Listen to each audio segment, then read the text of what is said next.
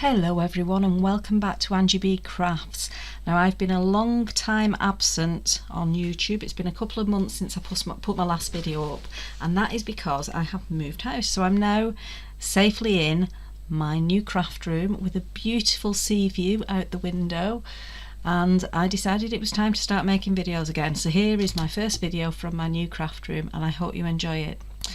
This is a technique that I've only recently learnt about. I watched someone doing a live. It was the lovely Julia McNeil from JMC Designs, and she did this technique and I was like in awe of how well it worked out. So I thought, I think I'll do a little bit of work with that.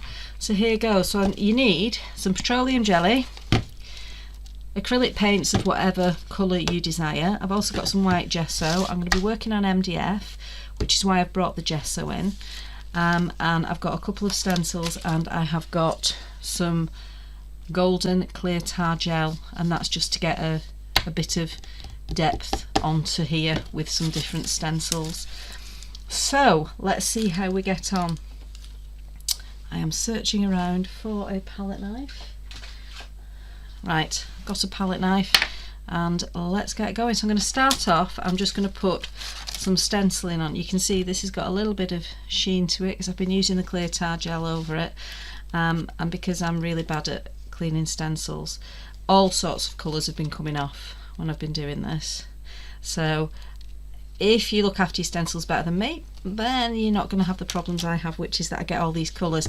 For this it doesn't matter because we're actually painting over it. This is just to give added texture. This golden clear tar gel, I got a set. I have done a video on the different things, it's a few months back now, the different textures in this set of like golden testers, and I actually really like all of them, but this clear tar is just, I suppose it's like a clear gesso but a bit thicker, so it comes out, you can see it's fairly thick, and I'm just applying it through. Now there is a lot of heat gun activity in this, so please bear with me. I will probably fast forward through a fair whack of it, but some of it I may not. So you may have to put up with some little bits. So this is a really cool, it's an AALL and Create stencil, so I'm just using the bits that I want on there. So the kind of like coffee stains, splodges and things.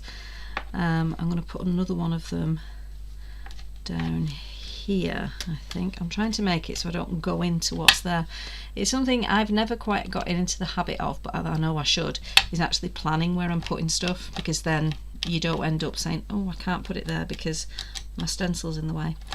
I tend to work more organically. I know some people are more prescriptive in what they do. So there's a few bits down. I want to see if I can get some of these circles on, because I think these circles are fab. I'm going to turn it this way so that it's on this side. I love these. This is another AALL and Create stencil. Absolutely love it. This goes really well with one a larger one that's got similar circles on it. This is the human one. It's the only one I know the name of, and the only reason I know the name of it is because it says it here. It says human lots and lots of times. If you get it the right way around. Man.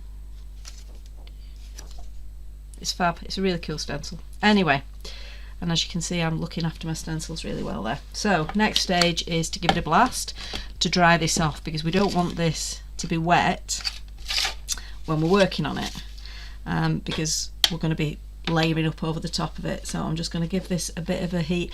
I'm wanting, it doesn't matter if there's any colour that's been picked up on this, as I say, because it's going to actually be covered over with the paint, but I do need it to be totally dry. Now there is a little bubble there I don't want, so let's get rid of that. There's another one there. I don't mind some of the smaller ones, but I don't want big ones. So yeah, I'll come back to you when this is dry. So this is now pretty much dry. I was just thinking as I was drying it as well, you can use whatever texture paste you want on it.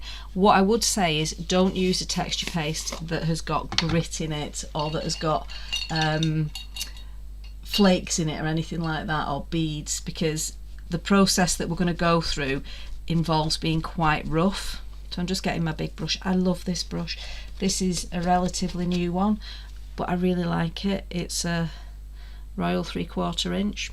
It's one that I got from The Range. If you're not from the UK, The Range is one of our buy absolutely everything shops, and they have a really cool craft section. So I'm now just putting the plain white gesso on. The one that I've picked up is my Pretty Gets Gritty, but I've got probably I think I've got 4 different types of gesso. They're all much of a muchness, I'll be honest with you. I don't find that gesso is really cool one way or the other. I love the concept of gesso, don't get me wrong, I use gesso a lot, but I haven't found one that I go, yeah, I've really got to have that one. It's just whatever one I happen to have to hand. I like this one because it's in a pot, so that's one of the advantages of it, and because it's in a pot you just dunk your brush in. I have got others that are in tubes, so it depends on how you're working. I sometimes prefer tubes, but I tend to just go with whatever I pick up. So you'll see here, I'd forgotten how good I am at waffling. You will see here that we have a resist where we've put the stencil in.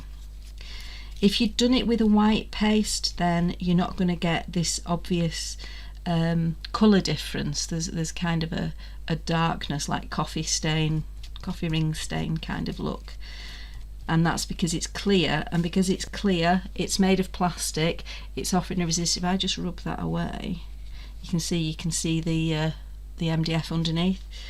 I'm not worried about that. That's not what we're here for this stage. She says, oops, ominously, we are going to be using resist in this process, which is why we have some petroleum jelly. Just your Vaseline, that's all petroleum jelly is. Your Vaseline's just, this is an own brand one rather than Vaseline, which is a branded name. So I do have some other areas that have picked up little bits of the gel, and the reason for that is that my stencil was dirty and it had some of the gel already on it, and I've also not brilliantly dried this, so some of the gel is lifting as I'm putting this on, but you'll see the reason that's not that important, because I'm actually going to be drying each layer in between. Now what I do have here, and something which frustrates me, is here we have the holes, and the holes get filled with paint as you paint them, so I just tend to get a little pokey tool and good old faithful back of the hand, just clear off the hole, because I don't want to cover that up. I want to be able to use that. I want to use it with my lace or string or whatever it is I end up using to hang this. And the same with this being, it's a driftwood look, so I'm just wanting to make sure you can see the bits in between. So your pokey tool's really good for this, or any other pointy thing that you have got. Now before I add my Vaseline, I'm going to do part of the process that I'm going to be doing later on as well, and this is curiosity because I don't know if this will work. I've just put a little bit of water onto my raggy. Right, some of this isn't quite dry enough to be rough with yet. Yeah, it's not quite worked. I wasn't sure if that would be firm enough to come off. The answer is no. So what we're going to do, that one's still quite liquid, they'll dry, we'll not worry. We're going to get our Vaseline and we're just going to dunk our finger in and get some on our finger, and then we're going to put it, basically we're using this as a resist paste, so we're going to put it where we don't want the next colour of the paint to be. Okay, so I'm doing this randomly. I'm not going, oh, I don't want it there, I want it there. It's up to you how you do it. If you have a specific pattern in mind, then do that specific pattern. If not, just do what I'm doing here, which is just randomly. Because this is driftwood, I'm doing it horizontally because I'm doing it in keeping with the driftwood effect. You can see there the shimmer where I've put the Vaseline. That's enough, that's all I'm going to put on. Put some excess back into the pot and then give my fingers a wipe on my pinny. Okay, so the next stage, we don't need to dry the Vaseline. What we need to do is choose our paints. So I've got these 3 colours, and they might look a bit random together. Those 2 go together, those 2 go together, and those 2 go together, but the 3 together is a bit random, but they actually work. The first layer we are going to do in purple. So this is, while I've been moving, I've still been managing to buy craft supplies because I had to do something to feed my crafty appetite. And not having a craft room has driven me potty. It was literally 2 months of no craft space. And I found it incredibly difficult to not have anywhere to go and create. So, you know, one of the things you do is you just buy crafty stuff instead and fantasize about what you could be doing. And these paints, these Pebeo acrylic ones, are ones that I bought while I was fantasizing about crafting. And they're just a basic acrylic paint. I think these ones were from Hobbycraft, I believe. I think I had a trip to Hobbycraft. But you can get them online, you can get them at whatever shop you would normally craft at, they're quite common. So these smaller tubes are really handy because you can do, as you've seen, just pop the paint on. But I also think they're just easier to handle. Don't get me wrong, I've got big tubes, I've got pouches, but I do like smaller tubes. So you can see we're already starting to get a bit of a resist there. Where the Vaseline was, we're getting less adherence of the paint to the gesso, which is what we're after. So what we now do is we dry this layer off. So I'll be back when it's dry. So here we have the dry plaque, okay? And we're going to do exactly the same as you saw me try earlier on, but it didn't work because I hadn't used the Vaseline. That was just an experiment. And we're going to use just a damp cloth. And what I'm going to do is rub, and you need to give it a pretty good rub. Can you see? That is starting to come off now because I'm giving it a good rub. And it's going to come off where the Vaseline was. Where the Vaseline wasn't, it isn't going to budge. So you can see you're starting to get this distressed look. And what you tend to find as well is your rag gets a coating of the paint, so you need to change your position and re-wet, because otherwise it becomes more and more difficult to take it off. Apologies for the squeakiness.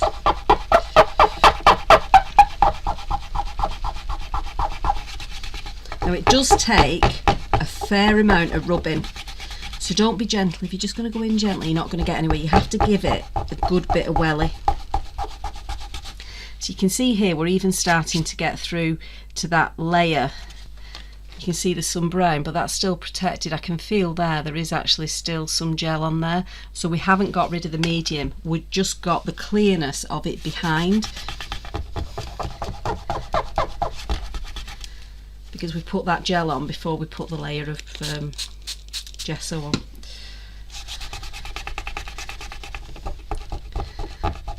Oh, it's so nice to be back creating. The move was fabulous in that we got here, but it was lengthy and tiring. But oh my word, was it worth it. It was amazing. Where we are now is phenomenal. The sea is literally outside of the window that I'm looking out. There is opportunities to swim, so we're swimming pretty much every day in the sea, which is a bit cold, but it's fabulous. If you want to see pictures of me swimming, just follow me on Facebook or Instagram, because I'm putting pictures up. They're not just crafty pictures, I'm starting to put up pictures of me swimming as well. And you can see we've had some interesting, today's swim was very interesting. I was being dive bombed by a seagull, which was a new experience for me. This seagull decided I looked a little bit like food as I was swimming along, and kept diving in as if it was going to try and attack me. So that was interesting. There was about 3 of them circling, but there's one in particular that kept coming over and trying to dive bomb. It was very interesting. So this is a bit of a workout really, doing this. So you can see again we're starting to get, but there is still, it's not through to the wood, it's still onto the gel that we put down through the stencil. but we're starting to get a really weathered look. If you're feeling a bit chilly in your craft room, this is a good way to warm up. So you can see we're starting to get this fabulous distressed look. And this is where you can choose your colours of your paint, because each layer that you put on, you then put a layer of Vaseline on. So you can decide what your top colour is going to be and how much of the colours below you're going to show. So because I put the gel straight onto the wood, we're getting some areas where there is wood, but there is still something protecting the wood, so it's not directly onto the wood. We're getting some of the white as well, because we put the purple on top of the white with the Vaseline to act as a resist. And it is just a really cool way of doing it. Right, I think we've got most of that off where it is. Let's just try and make sure there's no areas I've missed. You'll find yourself, or what I'm finding anyway, is that I do it and I go, right, I've got them all. I've got them all. Oh, hang on, did I put a bit there? Did I put a bit there? So it's worth, when you think you've got it all, just giving an overall very firm rub and see if anything more starts to come off just before you put your next layer on. So there we go. So we've got the gesso. We've got first of all the gel, then the gesso, then we've got the purple paint, and I'm going to put the blue paint on. Oh no, we're going to put the Vaseline on. Oh, nearly forgot that stage. Need to put the Vaseline on, which apparently wants to go there. Okay, right. So again, I'm just going to put the Vaseline in a few areas. Now some of it I'm going over the white and the purple, some of it I'm just going over the purple. So what you're looking at is, where do you want that purple or that white, or the combination of both of them, to show through? Because where you put it, that's where it's going to show through. So have a think about it. You can be random, or you can choose to be quite specific as to where it goes. Oops. So I'm being pretty random here, but I've got a couple of areas that I know I want to keep those colours. I really like the way that area looks. I like this area here, so I've made sure I've got a good layer there. I'm not worried about this. Oh, actually, no. Yeah, I'll keep some of that. I'll keep a little bit of that. I'll keep a little bit over here. So just have a think about, what do you want to keep? If there's a particular area that you're going, oh, I really like how that bit looks, and slap some Vaseline on it and it'll act as a resist. There we go. There's my song back. I haven't sung my song for ages. And then, oops, there it is back. This one's a bit more runny than the purple. I'd forgotten that. Just get my brush back and slap this on. So you can use any colours you like and just experiment. What I would say to you, if you're doing it on paper, you're going to find the paper will pill as you rub it, unless it's a really good quality paper. So you need to make sure it's a decent quality one, because you do put a lot of pressure on, and once the paint starts to come off, your paper's going to start pilling or balling up, and it's not going to look as good. So just make sure you know what substrate you're using. Using MDF is a really, really good way of ensuring that you don't go through the paper, because you're not using paper. Simples. So you can see there's less of the blue adhering, but I'm putting a second coat on, because then some of it will adhere where there's little bits of Vaseline have missed. So you want a decent coat on there. There we go. Right, I'm happy enough with that, so I'm going to dry that off and then I'll come back to you. So here's the next stage. We've got this nice and dry, so again I'm going to do the same thing, and I'm going to speed this up for you so you don't get bored seeing me do the same thing, but we're just going to rub off the blue where the Vaseline was.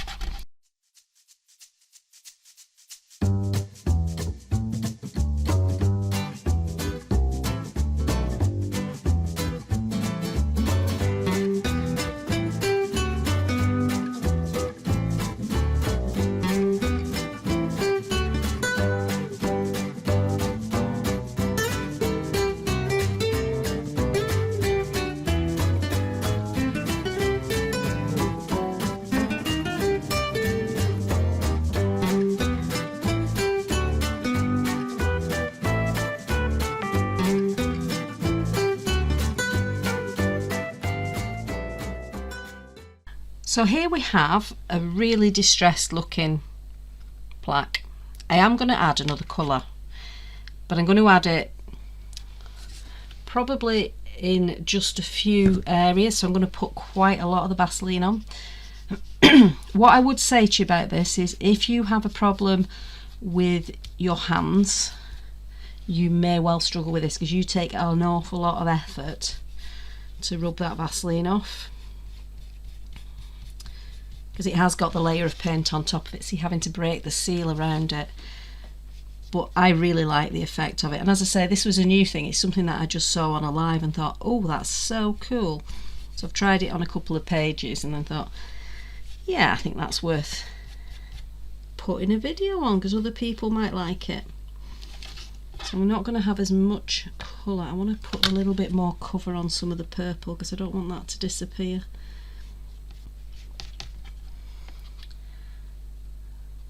There we go, so you can see, I don't know if you can see, there's some areas that have got Vaseline, some that haven't. So we're going to get our third colour and pop it on. Now our third colour is this lovely yellow. This is it's one of my favourite brands. It's the Dina Wakley Media acrylic paint. Absolutely love these. I don't know what it is about them. I love the colours that she's put out.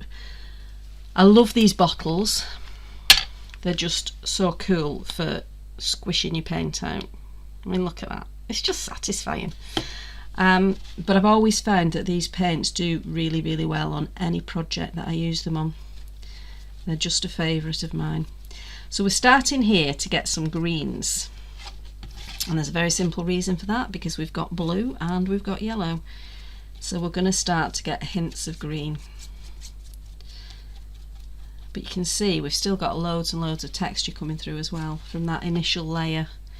So I'm just putting my paint straight onto the brush, because I only want a little bit. There we are.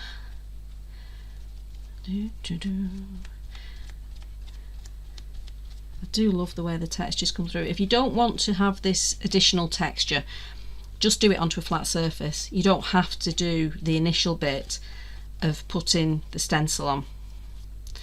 That was just a little bit of extra that I thought I'd stick on.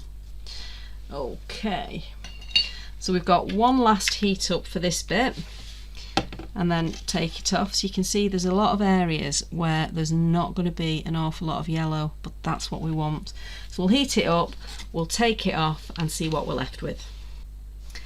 Right, well here we have the finished base. So you can see we've still got the texture that we put on with the initial gel. We've then got the white coming through, then the purple, then the blue, and then the yellow. And I just love the way that it looks so distressed. It really does look like peeled paint, because that's exactly what you've done. You've peeled the paint off by putting the resist in with the Vaseline. And I just think it's a really cool way of doing it. Now, if you want to, you can then bring to the fore some of your different textures.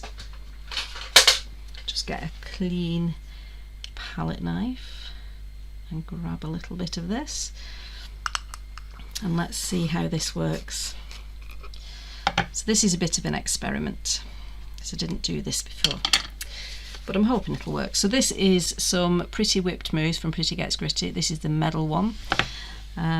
And I just thought it's kind of a dull coppery gold colour, and I just really like the colour of it. I'm not sure how well this is going to work. There we go, it's starting to pick it up.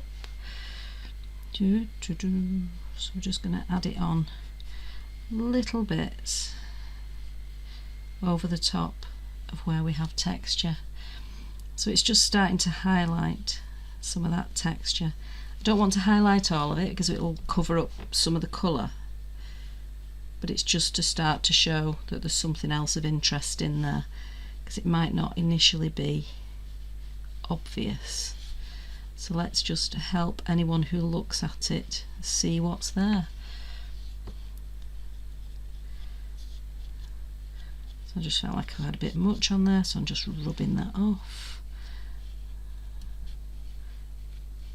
Now this is a strange substance. I like it. It is a mousse. It feels very lightweight, but I forget that it isn't a wax, so I'm often heavy-handed with this. So yeah, do as I say, not as I do. I can often be too heavy-handed with this one. Using it like this, you can use it in loads of ways. This is what I like about this, is it's a lot more magical in what it can do depending on how you use it. So you can use it as a paint almost. You can use it like I'm doing at the minute. You can actually use it. I used some the other day. I don't have the project. Oh, it is within reach. I used it on this project. If you hear an almighty crash, it's everything falling as I try and rescue it. These pieces here are actually the whipped foam. The whipped mousse, sorry. So these 3 pieces, and I just let the skins dry on my craft mat and then peeled them off, and I think they came out quite nicely. I'm also going to use this to go around the edges. You've got to have something to edge your piece. And then once I've done that, this is going to be, so this, the idea of this video was just to show you that technique. I'm not going to try and finish the piece in this video, but I will do another video where I finish it off and add some bits to it to make it into a finished piece.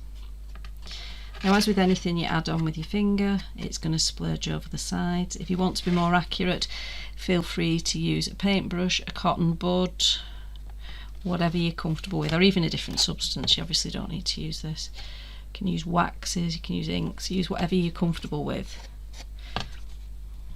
to actually edge your piece.